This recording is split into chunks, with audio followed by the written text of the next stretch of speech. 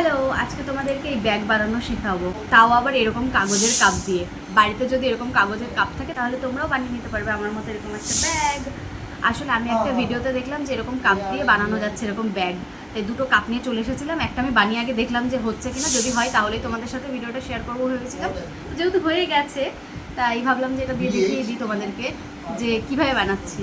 তো দেখে নাও, প্রথমে এই যে কাগজের কাপের মাথাটা এইভাবে ধরবে, ধরে একটা কাঁচি দিয়ে কেটে দেবে, মানে ওপরের যে শক্ত বর্ডারটা থাকে কাপের মুখটা যেটা আর কি, সেটা এরকম এই যে কেটে দিলাম, মুখটা হয়ে গেল আলাদা। এইবার কি করব,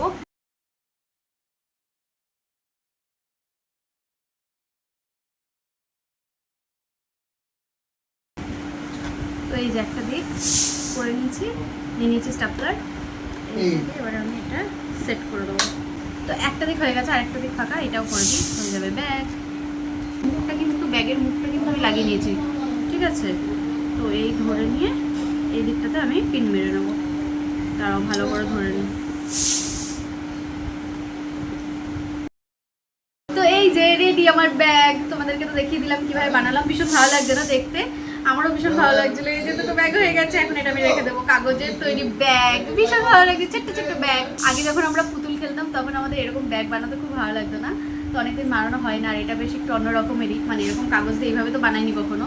তো বানিয়ে ফেললাম দুটো ব্যাগ, এই দুটো আমি রেখে দেবো। তোমাদের কিরকম লাগলো তোমরা আমাকে কমেন্টে জানিও।